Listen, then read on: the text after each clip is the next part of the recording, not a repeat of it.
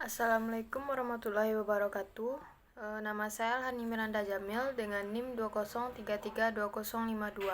Saya berasal dari Prodi Pendidikan Tari. Baiklah, di sini saya akan menampilkan hasil video analisis pengantar kewirausahaan, yaitu tentang analisis lingkungan dan peluang bisnis serta ide atau gagasan wirausaha, yang dibimbingi oleh Bapak dosen Dr. Hanif Al-Qadri, SPD MPD. Analisis lingkungan dan peluang bisnis serta ide atau gagasan wirausaha. Untuk mengembangkan suatu bisnis atau usaha dimulai dari berbagai peluang yang kita lihat dan kita temukan. Peluang itu bisa muncul begitu saja tanpa kita sadari, dan itu bagaimana keberanian kita untuk menangkap ide-ide atau itu sebagai sebuah peluang bagi kita ke depan untuk suatu usaha dan bisnis tertentu. Bahkan peluang itu kadang-kadang diberikan oleh orang lain. Peluang juga difikirkan, peluang juga kadang-kadang bisa muncul atas interaksi dari segala sesuatu yang kita rasakan di lingkungannya. Lingkungan dan peluang sangat penting bagi pemula yang ingin membuka suatu bisnis, usaha, sehingga perlu memang dianalisis, difikirkan sedemikian rupa apakah peluang-peluang yang muncul, apakah lingkungan bisnis yang akan dijadikan sebagai subjek atau tempat untuk mengembangkan usaha. Hal tersebut memang terjadi, menjadi suatu titik yang memberikan dampak baik atau yang perlu dimanfaatkan, diambil satu kebijakan keputusan, akhirnya inilah yang menjadi pilihan. Keberanian, kemampuan, analisis ketetapan untuk melihat segala sesuatunya sangat amat diperlukan. Makanya perlu experience, perlu banyak belajar, banyak bertanya, diskusi, merasakan, memainkan keseluruhan panca indera dan insting bisnis yang kita punya. Analisis lingkungan bisnis berkaitan dengan organisasi atau lembaga. Ada dua istilah analisis lingkungan, yaitu lingkungan internal dan lingkungan eksternal. Internal artinya lingkungan yang terkait dengan eksistensi sebuah organisasi, dan lingkungan eksternal adalah lingkungan di mana kondisi atau situasi yang terkait dengan operasional organisasi dan bagaimana kegiatan operasional ini pada akhirnya bisa bertahan, dan ini yang menjadi dua jenis lingkungan. Ketika kita berada di area organisasi, artinya lingkungan menjadi satu kondisi keadaan atau tempat di mana peluang-peluang bisnis itu harus menjadi dasar dan pertimbangan ketika memulai sebuah usaha, karena internal dan eksternal akan memberikan dampak dan pengaruh yang sebenarnya tidak sedikit atas proses pelaksanaan dan juga perjalanan bisnis yang akan kita laksanakan nanti.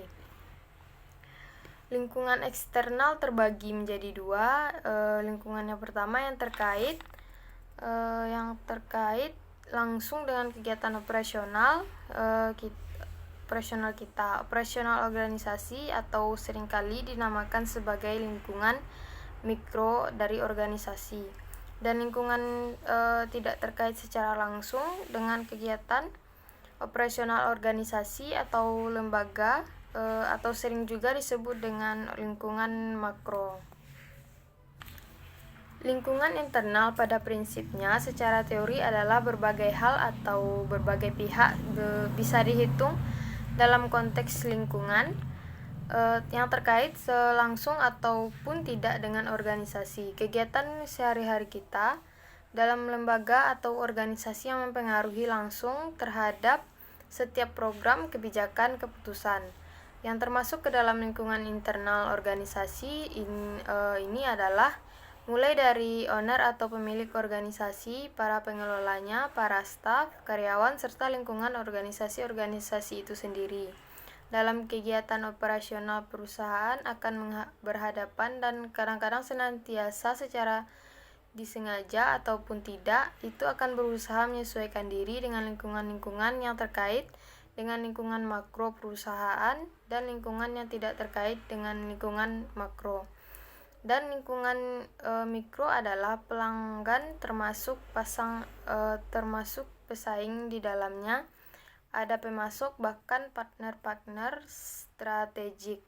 Sedangkan lingkungan makro mulai dari pembuat peraturan atau mereka-mereka yang kita sebut sebagai regulatornya, perusahaan atau organisasi termasuk pemerintah, lembaga-lembaga non-pemerintah, bahkan masyarakat-masyarakat dan lain sebagainya. Lingkungan makro adalah mereka yang tidak terlibat secara langsung dalam kegiatan operasional organisasi, tetapi pada akhirnya mereka memberikan dampak yang sangat besar atau operasional kegiatan organisasi. Kegiatan bisnis akan menjadi sistem yang tidak terlepas dari lingkungan sekitarnya, apakah lingkungan makro atau lingkungan mikro. Dalam konsep bisnis tentunya menjadi satu kesatuan yang tidak terpisahkan sebagai satu sistem organisasi menjadi utuh ketika melihat dan berinteraksi langsung dengan lingkungan, yaitu keseluruhan lingkungan yang mengikutinya, dan organisasi bisnis berada dalam satu lingkungan, dan lingkungan inilah yang akan dapat menjadi faktor pendorong bahkan sekaligus akan menjadi faktor penghambat organisasi bisnis. Pada dasarnya, ada dua faktor lingkungan yang akan memberikan pengaruh pada aktivitas bisnis yang akan kita lakukan, dan ini memang perlu pertimbangan yang cukup matang, yaitu lingkungan kerja, yang kedua lingkungan sosial. Lingkungan kerja dan lingkungan sosial termasuk dalam konteks bisnis akan menjadi faktor lingkungan yang sangat kuat. Lingkungan kerja akan memasukkan semua elemen yang relevan, dan ini pada prinsipnya akan berpengaruh dan sekaligus mempengaruhi organisasi secara keseluruhannya. Elemen-elemen tersebut adalah pemerintah, kreditor atau pemasok, karyawan, konsumen, pesaing, dan lain sebagainya.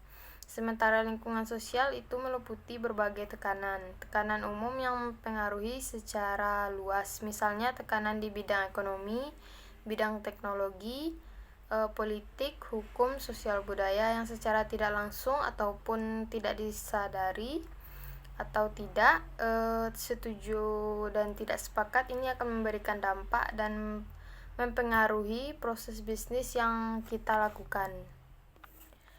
Yang pertama, kita lihat dari lingkungan ekonomi. Satu masyarakat itu dapat digolongkan ke salah satu sistem perekonomian, yaitu kapitalisme, sosialisme, dan komunisme. Baik pada sistem ekonomi sosial, pada sistem komunisme, atau sistem pasar bebas, misalnya sedikit banyak pasti terkait atau dipengaruhi oleh lingkungan perekonomian. Jadi perekonomian menjadi faktor yang akan mempengaruhi hampir ke semua faktor lini, sehingga memberikan pengaruh kebijakan pada keputusan bisnis yang akan kita lakukan. Yang kedua, kaitannya dengan lingkungan teknologi. Ini meliputi manufaktur atau teknologi produk, termasuk jasa serta teknologi bisnis, dan kesemuanya adalah pengetahuan manusia, mulai dari peralatan, metode kerja, sistem pengelolaan, peralatan elektronik, peralatan komunikasi juga terindikasi dalam konteks ini. Perangkat keras, perangkat lunak, dan semua hal yang ada kaitannya dengan perkembangan ekonomi teknologi.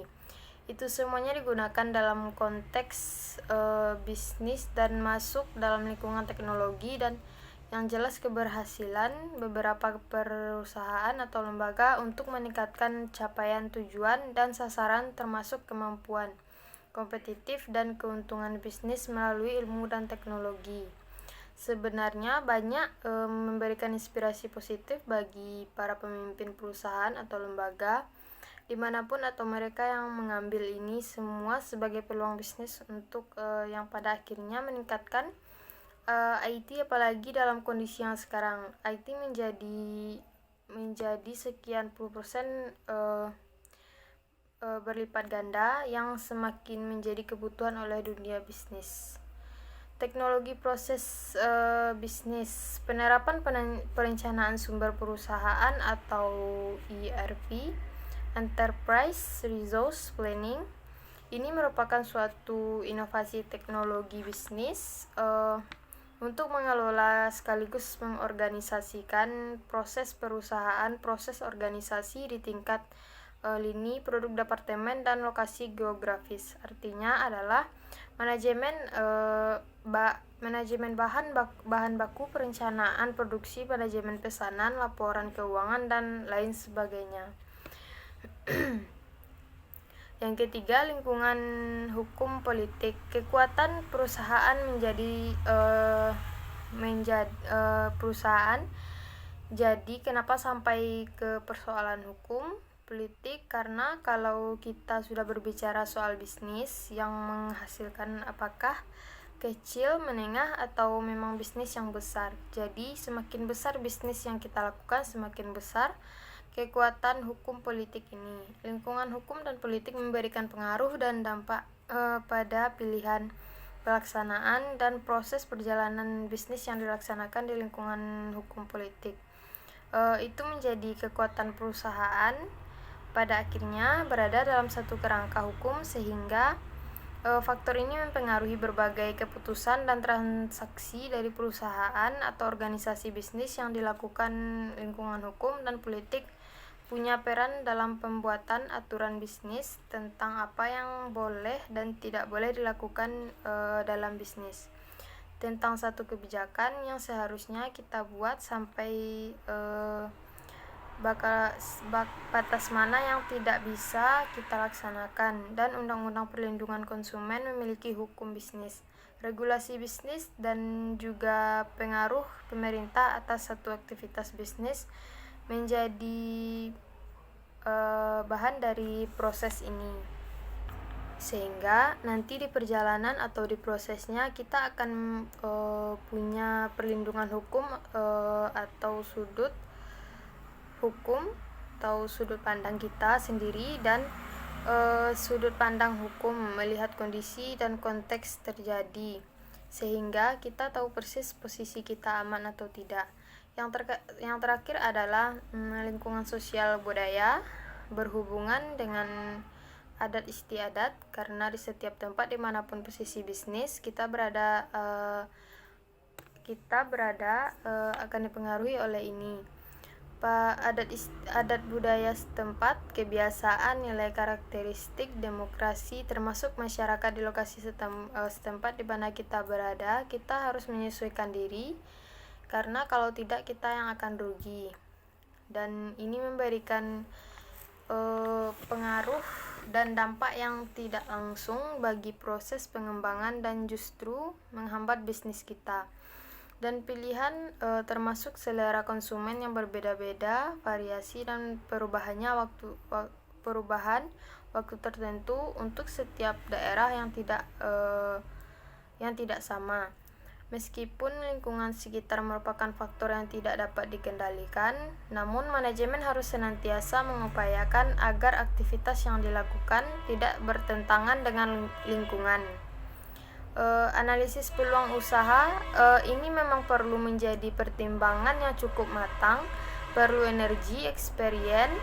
Karena itu orang-orang yang bergerak dalam bidang usaha akan banyak membaca, melihat, menggunakan panca indera, insting untuk memanfaatkan sekaligus memahami peluang-peluang usaha ini. Peluang usaha yang pertama yaitu bagaimana memahami pasar dan pelanggan.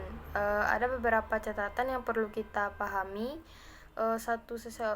Seseorang wirausahaan atau bisnismen mesti mempelajari dan memahami kebutuhan, mempelajari keinginan dan permintaan masyarakat.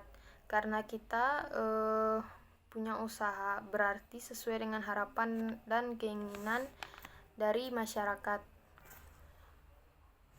Yang kedua, seorang wirausaha merancang penawaran pasar yang memuaskan sekaligus membangun hubungan pelanggan untuk menangkap nilai seumur hidup pelanggan.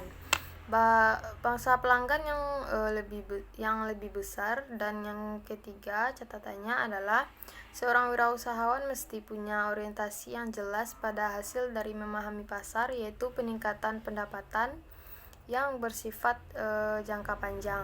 Ini menjadi suatu kebutuhan keinginan dari permintaan yang juga harus dipertimbangkan. Kebutuhan satu pernyataan dari perusahaan, kekurangan perasaan yang dirasakan oleh manusia.